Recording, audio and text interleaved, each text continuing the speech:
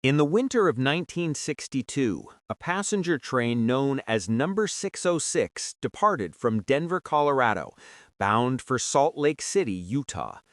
It was a routine overnight journey through the Rocky Mountains, carrying 48 passengers, 2 conductors, and an engineer. But somewhere between the towns of Glenwood Springs and Green River, the train simply vanished. No wreckage, no survivors, no trace. What followed was one of the strangest and most unsettling railway investigations in American history, a case that remains unsolved to this day. December 12, 1962. The Rocky Mountains were in the grip of a fierce winter. Temperatures dropped below -15 degrees Celsius, and snow covered the tracks like a white desert. At 9:47 p.m., train number 606 left Denver Union Station right on schedule. Witnesses recalled the steam and smoke rising above the platform, passengers bundled in coats and hats, families waving goodbye. The train consisted of 5 passenger cars, 1 dining car, and a locomotive engine, a diesel-electric EMD F7 unit. Among those on board, a young couple heading to Utah for their honeymoon, a group of traveling salesmen, 2 nuns from St. Mary's Convent in Pueblo, an army sergeant returning home for Christmas. The train's engineer, Harold J. Clements, was a 27-year veteran of the line, known for being calm, methodical, and by the book. Everything was normal until the mountains swallowed the train. At 11:22 p.m., dispatchers in Denver received the last routine radio check from train number 606 near Dotsero, a small rail junction west of Glenwood Springs. Clements reported, "Visibility's dropping, heavy snow along the pass, but we're moving steady. Should be at the next station by midnight." That was it. No distress call, no mechanical warning, no emergency signal ever came through.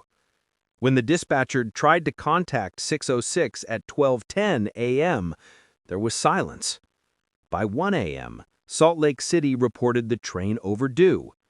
By 2:30 a.m., the line was officially marked missing. At dawn, railway crews began a search along the entire mountain stretch, over 200 miles of track. Snowplows cleared paths, helicopters scanned valleys, and local sheriffs coordinated with volunteers. They expected to find a derailment, perhaps in a ravine or beneath an avalanche. But there was nothing. The tracks beyond Glenwood Springs were unbroken. Every signal light worked. There were no signs of damage, skid marks, or debris. A helicopter pilot later said, "It was as if the mountain just closed over it." The most baffling clue came 3 days later, when a track inspector near Thompson Springs discovered something odd: freshly disturbed snow near a siding that hadn't been used in years. The snow had melted slightly, revealing a set of faint wheel imprints leading off the main line and ending abruptly at the edge of a frozen river. No train, no bodies, no explanation. By mid-December, newspapers across the U.S. were calling it the vanished train of the Rockies. Theories flooded in. Some said an avalanche buried it deep in the mountains. Others believed the train had taken a wrong switch and gone off the rails into a canyon. But the most unnerving reports came from nearby towns. Locals claimed they saw strange lights in the sky that night hovering over the valley where the train disappeared. The U.S. Air Force briefly joined the search, suspecting a crash or signal interference, but quickly withdrew without comment. Railroad investigators grew desperate. They drained parts of the Colorado River near Cisco, suspecting the train may have fallen in, but the riverbed revealed nothing but twisted metal debris from older wrecks. The families of the passengers began to lose hope. In February 1963, 2 retired railroad workers, Frank Dorset and Ellie Hanlon, came forward with a bizarre story. They claimed that back in the 1940s, the Denver and Rio Grande Western Railroad had begun construction on a tunnel project north of Thompson Canyon, a shortcut through the mountains. The tunnel was abandoned midway due to budget cuts, and the entrance was sealed. However, the coordinates of that tunnel matched suspiciously close to where the snow tracks were found. When authorities reopened the site, they discovered an old concrete portal, half buried in snow and ice. Inside, it extended nearly 600 feet before collapsing into rubble. At the entrance, they found a rusted railway switch lever still in the open position. It shouldn't have been. Experts believe it's possible the switch was accidentally triggered, redirecting train 606 off the main line, sending it into the unfinished tunnel. But even if that were true, where was the train? The tunnel ended abruptly, blocked by tons of rock. No trace of metal, no wood, no fragments. Almost as if the mountain had erased it. 17 years later, in 1979, during geological surveying for a new highway, a team drilling near the old tunnel site reported hitting hollow space beneath the mountain, about 90 meters deep.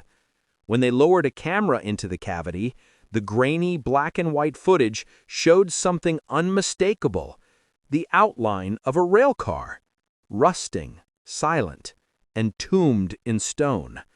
The footage was turned over to state authorities, but before excavation could begin, a landslide hit the area following heavy rain. The site was sealed permanently. Official reports listed the footage as inconclusive. No public release was ever made. To this day, the location remains restricted by the Department of Transportation. Even now, historians and rail enthusiasts debate what truly happened to train number 606. Some claim the train derailed into an underground fault, swallowed by shifting rock. Others believe the tunnel collapsed, buried it completely, creating a sealed chamber. And then there are those who whisper that the train was part of a classified military transport and that its disappearance was deliberately covered up. No official wreckage, no remains, and no definitive explanation have ever surfaced. Only the faint echo of a train whistle reported by hikers near Thompson Canyon every December night since 1962. Every winter, as snow falls over the Rockies, locals still talk about the train that never arrived. Its passengers frozen in time, its story buried in silence.